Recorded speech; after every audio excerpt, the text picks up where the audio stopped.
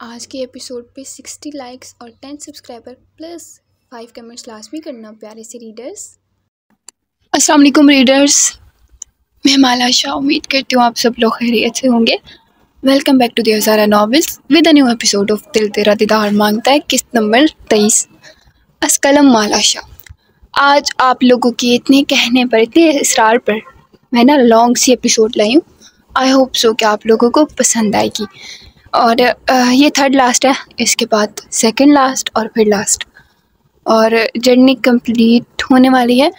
Kindly آپ سب لوگ دعاؤں میں یاد رکھیے گا، اور میرے باقی ناولس کو بھی اتنا پیار دیجیے گا جتنا آپ نے اس ناول پہ دیا ہے۔ ناول کو اسٹارٹ کرتے ہیں۔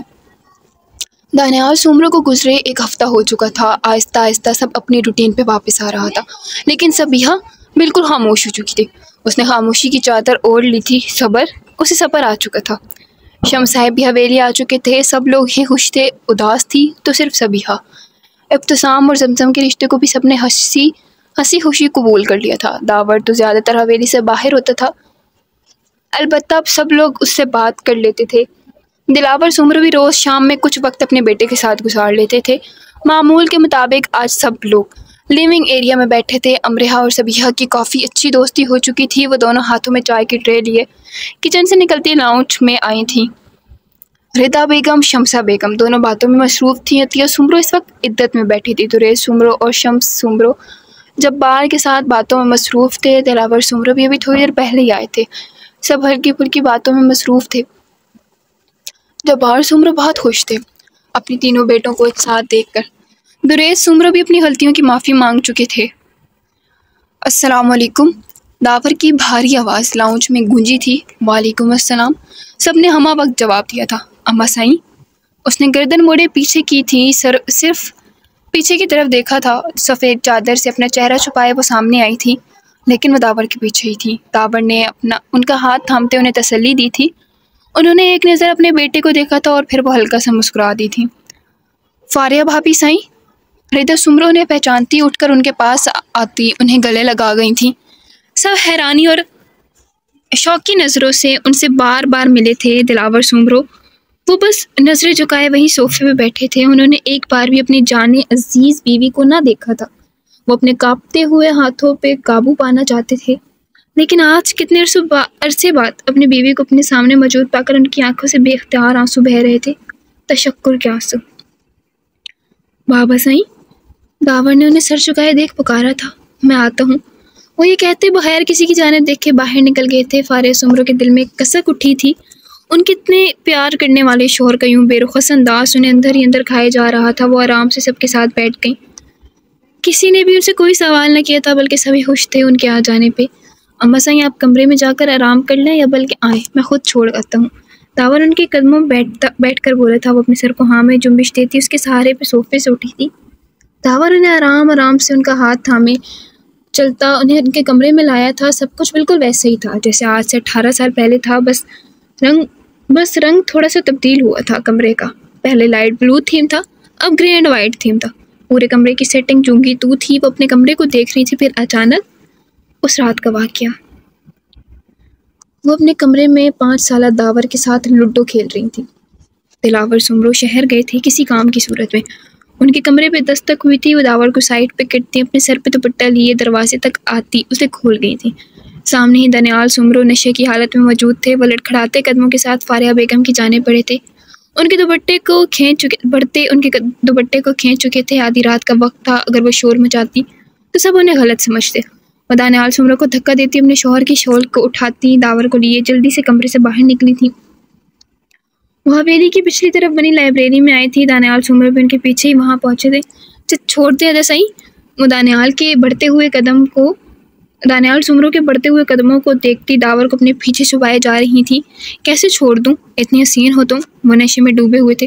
کچھ تو خدا کا خوف کریں ادا، میں آپ کی بھائی کی بیوی ہوں۔ وہ اپنے قدموں کو پیچھے لے رہی تھی۔ خیال ہی تو کر رہا ہوں تمہارا۔ وہ لڑکھڑاتے ہوئے قدموں کے ساتھ آگے بڑھتے ان کی شال کو کھینچتے ان پہ بھوکے شیر کی طرح جھپٹے تھے۔ خدا کا واسطہ ہے چھوڑ دیں، وہ چیخ رہی تھی، چلا رہی تھی۔ داور چھوٹا سا بچہ تھا، وہ پاس پڑی بکس دانیال سومرو کو مار رہا تھا، لیکن اس حیوان پہ کوئی اثر نہیں ہو رہا تھا۔ داور وہاں سے بھاگتا تیزی سے شاہوں کی حویلی کی جانب بھاگ رہا تھا وہاں سے نکلتا. I am sorry. Sikandar Shah اس وقت اپنے کام سے فارغ ہو کر گھر لوٹنے لگے تھے. دلاور سمرو کے بیٹے کو اپنی جانب آتے دیکھ وہ رک گئے تھے. چاچو سائیں، وہ میری اماں سائیں کو مار رہا ہے. داور نے ان کا ہاتھ تھامے انہیں بتایا تھا. سکندر شاہ کو چند لمحے لگے تھے بات سمجھنے میں. وہ داور کو اپنے بازو میں اٹھائے اس کے بتائے ہوئے راستے پہ آئے تھے. اندر لائبریری سے چیخنے کی آوازیں آ رہی تھیں. فاریہ سمرو دانیال سمرو کو بار بار دھکا دیتی پیچھے کر رہی تھیں. سکندر شاہ اندر داخل ہوتے دانیال سمرو کے منہ پہ ایک مکہ جڑتے انہیں پیچھے کر چکے تھے. بھابھی سائیں، شال پہنے آپ. وہ بغیر فاریہ بیگم کی جانب دیکھے ہوئے بولے تھے. دانیال سمرو سکندر شاہ کو وہاں سے دیکھتے تیزی سے لائبریری سے باہر نکلتے اپنی گاڑی سے پیٹرول نکالتے لائبریری کے پاس چھڑک رہے تھے. سکندر شاہ فاریہ سمرو کے سر پہ ہاتھ رکھتے انہیں حوصلہ دے رہے تھے. داور روتا وہ اپنی ماں سے لپٹا تھا. کچھ جلنے کی بو سونگھتے سکندر شاہ نے باہر کی جانب دیکھا تھا. لائبریری کی چاروں طرف آگ لگی تھی. سکندر شاہ نے فاریہ سمرو اور داور سمرو کو کھڑکی کے ذریعے نکالا تھا. وہ خود بھی وہیں سے نکلتے فاریہ سمرو کو اپنے ساتھ چلنے کا کہتے انہیں گاڑی میں لائے تھے. بھابھی، میں اپنے لوگوں سے کہہ کر آپ کے مرنے کی خبر پورے شاہ پور میں پھیلواؤں گا. دانیال کبھی بھی نہیں چاہے گا کہ آپ پھر سے سب کے سامنے ہیں. اب وہ آپ کی جان لینا چاہے گا. آپ کو یہاں سے جانا ہوگا لیکن داور کو یہیں چھوڑنا ہوگا. میں اسے ہر ہفتے آپ کے پاس لاؤں گا لیکن ابھی آپ کو جانا ہوگا.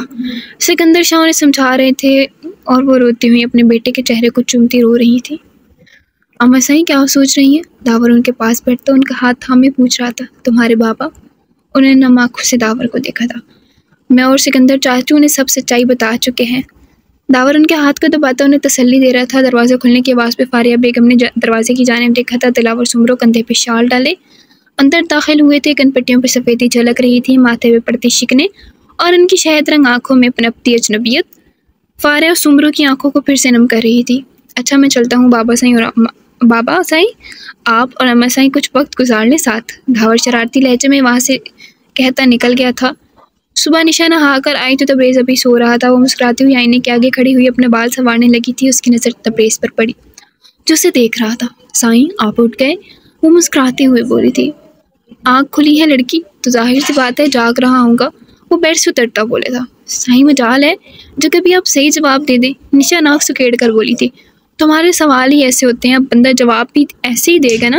وہ اسے اپنے حصار میں لیتا ہوا بولتا. چھوڑے سائیں، مجھے نیچے جانا ہے. وہ خود کو چھڑواتے ہوئے بولی تھی. میں نہیں چھوڑ رہا. نیچے جا کر تم نے کام بھی کرنا ہے تو یہاں رہ کر میرے کام کرو. وہ اس پہ اپنا گھیر تنگ کرتا ہوا بولتا. کون سے کام سائیں؟ وہ سنجیدگی سے بولی تھی. مجھے پیار کرو. وہ بے باکی سے بولا تھا. سائیں کیا کہہ رہے ہیں آپ؟ وہ اپنے گلنار چہرہ چھپائے بولی تھی. کون سا کچھ غلط کہہ رہا ہوں؟ بیوی ہو میری، حق ہے میرا.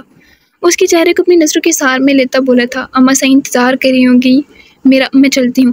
اس سے پہلے کہ وہ جاتی تبریز اسے بازو سے پکڑ کر اپنے قریب کیا تھا اور اس کے ہونٹوں پہ جھک گیا.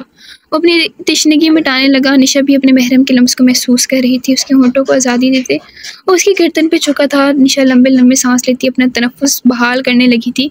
تبریز نے اس کے کندھے پہ لب رکھے تھے. سائیں، وہ شرماتی ہوئی بولی تھی. وہ عالم مدہوشی میں بولا تھا. آپ مجھے چھوڑیں گے تو نہیں نا؟ وہ نظریں جھکا کر پوچھ رہی تھی. بولی تھی سوری آج میں ہمارا رشتہ مضبوط کر دوں گا. دوری کا نام بھی نہیں رہے گا. یہ کہتے اس نے اسے بیڈ پر لٹایا اور وہ خود اس پر جھک گیا تھا. اتنا عرصہ دوری کی وجہ؟ وہ دونوں وجود کب سے خاموش بیٹھے تھے. بالآخر دلاور سمرو ہی بول گئے تھے. وجہ آپ جانتے ہیں؟ وہ سر جھکائے بول رہی تھی. مجھے سب آپ سے سننا ہے فاری. وہ انہیں ان کے نام سے پکارے تھے. سائیں میں سناتے سناتے بکھر جاؤں گی. وہ رو پڑی تھی. میں ہوں نا، بکھرنے نہیں دوں گا کبھی. لیکن یہ بہت غلط تھا جو آپ نے کیا. آپ جانتی ہیں ان 18 سالوں میں ایک بار بھی نہیں مسکرایا. میری مسکراہٹ جو چھینی آپ نے اس کا حساب کون دے گا فاری؟ وہ نہ چاہتے ہوئے بھی شکوہ کر بیٹھے تھے. میں پوری کوشش کروں گی کہ آپ پھر سے مسکرائیں. وہ اپنے ہاتھوں کو دیکھ رہی تھی جو کہ ٹھنڈے پڑ چکے تھے. تو پھر اب کی بار چھوڑ کر مت جانا. وہ آگے ہوتے انہیں اپنے حصار میں لیتے ان کے ہاتھوں کو اپنے ہاتھوں میں لے چکے تھے. آج وہ دونوں کئی سالوں بعد مسکرائے تھے. شام کی چائے پہ سب باہر لان میں بیٹھے تھے. وہ سب کتنے عرصے بعد آج اس طرح ایک ساتھ بیٹھے تھے. آریان وہاں بھی آنکھوں کی اشاروں سے رمشا کو تنگ کر رہا تھا جبکہ نشا کے چہرے پہ چھائے رنگوں کو دیکھتے نشا، تہمینہ شاہ اور سمینہ شاہ دونوں ہی مسکرا رہی تھیں. تبریز بھی اسے نظروں کے سار میں لیے مزید شرمانے پہ مجبور کرتا خود محسوس ہو رہا تھا. سکندر شاہ، مقدر شاہ وہ دونوں ڈیرے کے حساب کتاب کو دیکھ رہے تھے. مختار شاہ بھی زمینوں کے حساب کے لیے کاغذات دیکھ رہے تھے. ویسے دادی سائیں دادا سائیں آپ سے کتنا پیار کرتے ہیں؟ آریان نے مختار شاہ کو تنگ کرتے اپنی دادی سائیں سے پوچھا تھا۔ ہٹ بے شرم، وہ چیپ سی گئی تھی۔ مختار شاہ آج بھی ان کی شرم و حیا کے دیوانے تھے۔ آریان سدھر جاؤ تم، سفینہ شاہ شینا کے ساتھ بیٹھی ہوئی بولی تھی۔ پھپھو سائیں اگر میں سدھر گیا تو پاکستان کیسے چلے گا؟ وہ فرضی کالر جھاڑتا ہوا بولا تھا۔ ہاں بالکل، پاکستان تو تمہاری ٹھنڈی جگتوں کی وجہ سے چلتا ہے نا۔ مقدر شاہ نے آریان کو گھورا تھا۔ ارے واہ، آپ کو کس نے بتایا؟ بیوی، کیا تم نے بتایا ہے؟ وہ برمشا کی طرف دیکھ رہا تھا۔ نہیں، ماشاء اللہ سے تمہارے اپنے کارناموں میں سے میں نے خود اندازے لگایا ہے۔ مقدر شاہ نے آنکھوں کو چھوٹا کرتے اسے دیکھا تھا۔ بابا سائیں ایسے کسی کے بارے میں اندازے نہیں لگاتے۔ آریان نے خاصی سمجھداری کا مظاہرہ کیا تھا۔ ہائی ایوری ون، سعد شائستہ بیگم کے ساتھ آیا تھا۔ سلام کرتے ہیں سعد، مقدر شاہ نے اسے ٹوکا تھا۔ یہ کچھ لفظ مس ہو گئے۔ او ہاں سلام، وہ بھی آخر آریان کا دوست تھا، وہ کیسے بات کو صحیح طرف لے جاتا۔ مقدر شاہ سر جھٹک گئے تھے۔ سب عورتیں شائستہ بیگم سے بہت خوش اسلوبی سے ملی تھیں۔ وہ بھی سب کے ساتھ باتوں میں مشغول ہو گئی تھیں۔ بار بار اپنے بیٹے کی نظروں کو شینا کی طرف اٹھتا دیکھ وہ معاملہ سمجھ چکی تھی۔ سفینہ، تم سے کچھ مانگنے آئی ہوں میں آج۔ انہوں نے سفینہ شاہ کو پکارا تھا جو اپنی اماں سائیں کے ساتھ بیٹھی تھی اور ان کی دوسری طرف شرمینہ بیٹھی تھی۔ حکم کرو شائستہ، انہوں نے مسکراتے ہوئے کہا تھا۔ تمہاری بیٹی کو اپنی بیٹی بنانا چاہتی ہوں، وہ شینا کی جانب دیکھتی ہوئی بولی تھی۔ سب لوگ ہی شائستہ بیگم کو دیکھ رہے تھے۔ میں کچھ کیسے بول سکتی ہوں؟ آپ بابا سائیں سے بات کریں، میری بیٹی کا فیصلہ بھی وہی کریں گے۔ سفینہ شاہ نے مختار شاہ کی جانب اشارہ کیا تھا۔ صفی، شائستہ نے تبریز کی شادی پہ مجھ سے ہی بات کی تھی، میں نے خود ہی اسے تم سے بات کرنے کو کہا ہے۔ مختار شاہ اپنی بیٹی کی فرما برداری پہ مسکرائے تھے۔ آج انہیں سفینہ شاہ میں پشمینہ کی جھلک نظر آئی تھی۔ بابا سائیں، جو آپ کو بہتر لگے، جیسے ٹھیک لگے۔ سفینہ شاہ کافی دنوں سے بدل چکی تھیں، اب وہ جلی کٹی باتیں نہیں کرتی تھیں۔ میں کون ہوتا ہوں شرمینہ کی زندگی کا فیصلہ کرنے والا؟ اسے خود پورا حق ہے۔ مختار شاہ نے شینا کو دیکھا تھا جو سر جھکائے بیٹھی تھی۔ بتاؤ شینا، کیا مانو گی ہماری بات؟ سفینہ شاہ نے اپنی بیٹی کے ہاتھ کو اپنے ہاتھ میں لیتے اس سے اس کی مرضی پوچھی تھی۔ نانا سائیں، جیسا آپ کو بہتر لگے، یہ کہتی وہ ہلکی سی مسکراتی اٹھ کر نشا کے پیچھے چھپی تھی۔ سب اس کے شرمانے کے انداز پہ مسکرائے تھے۔ چلو بس اب کوئی بھی میری بہن کو تنگ نہ کرے، نشا اسے اپنے پیچھے چھپاتی ہوئی سب کو گھور کر دیکھتے ہوئے بولی تھی۔ وہ سب اپنے ہی گاؤں میں مہنور اور احمد کی فرمائش پہ گھومنے کے لیے آئے تھے۔ سبیہ اور امرہا مہنور اور احمد کی پارٹنرز بنی ہوئی تھی۔ سب بڑے ایک ساتھ چلتے ہوئے باتیں کر رہے تھے۔ داور، احتشام اور ابتسام گاڑیوں کو پارک کرتے زمینوں پہ آئے تھے۔ مہنور اور احمد بہت خوش تھے، انہوں نے پہلی بار اتنی ہریالی دیکھی تھی اور ٹھنڈے پانی کے بہتے آبشاروں کو دیکھتے وہ دونوں کھلکھلا رہے تھے۔ مانو بیٹا، آپ کا اسکول میں ایڈمیشن بھی کروانا ہے، اب پڑھائی پہ بھی فوکس کرنا ہوگا، نہ ہی تمہیں بورڈ ہوتا ہے۔ امرہ نے مہنور کے بالوں کو فولڈ کرتے کیچر میں لگایا تھا۔ وہ خود کو مسلسل احتشام کی نظروں کے حصار میں محسوس کر رہی تھی۔ وہ دور کھڑا امرہ کو ہی دیکھ رہا تھا۔ داور نے گلا کھنگارتے احتشام کو گھورا تھا۔ داور دا، آپ کو سیرپ پینا چاہیے تاکہ کھانسی ٹھیک ہو جائے۔ احتشام اس کے گھرنے کو نظر انداز کرتا ہوا بولا تھا۔ مجھے سیرپ کی ضرورت نہیں ہے، البتہ تمہیں شادی کی شدید ضرورت ہے۔ نہیں، پھر سے پڑھتی ہوں۔ مجھے سیرپ کی ضرورت ہے یا نہیں، لیکن تمہیں شادی کی شدید ضرورت ہے۔ قابل بھی داور سمرو تھا، ہے نا؟ ہائے، قسم سے آپ کا منہ چوم لینے کو دل کرتا ہے۔ آپ بس وعدہ کریں، اماں صحیح سے میری شادی کی بات آپ کریں گے۔ اس نے آگے ہوتے داور کے کندھے پہ ہاتھ رکھا تھا۔ میرے پاس اتنا فالتو ٹائم نہیں ہے۔ وہ کندھے اچکائے بولا تھا۔ میں نے بہت ضروری کام کہا ہے، ضروری وقت میں کیجیے گا۔ احتشام نے دانتوں کی نمائش کی تھی۔ میں نے کبھی کسی کا برا نہیں سوچا، اس لیے میں تمہاری شادی کی بات نہیں کروں گا۔ داور نے اپنی شور کو درست کیا تھا۔ ظالم سماج، ظالم لوگ ہیں آپ، جائیں میں خود کر لوں گا بات۔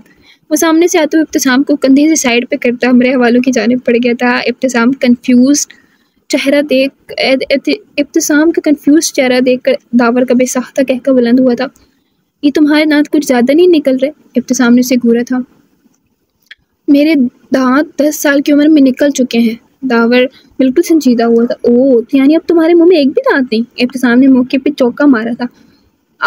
یہ دیکھیں، داور نے اپنا منہ کھولا تھا۔ بند کرو، بدبو آ رہی۔ ابتسام نے ہونٹوں کو ایک دوسرے پہ پیوست کرتے اپنی ہنسی کو روکا تھا۔ جائے، میں آپ سے بات نہیں کر رہا، وہ بالکل سیریس ہو کر کہتا آگے بڑھ گیا تھا۔ اچھا نا، مذاق کر رہا تھا۔ ابتسام بھی اس کے پیچھے گیا تھا۔ ہائے، احتشام ان کے پاس پہنچتا احمد سے اس نے ہاتھ ملایا تھا۔ ان کے پاس پہنچتے احمد سے ہاتھ ملایا تھا۔ ادا دیکھیں نا، یہ مہنور ہم سے لڑ رہی ہے۔ زمزم نے شکوہ کو نظروں سے احتشام کو دیکھا تھا. وہ بیچارہ بری طرح پھنس گیا تھا. اب وہ اس وقت کو کوس رہا تھا جب وہ یہاں آیا تھا. مانور کی بچی، ہر وقت لڑتی ہوئی ایک تھپڑ لگاؤں گی نا دماغ ٹھیک ہو جائے گا. امرہ نے غصے سے مانور کو دیکھا تھا.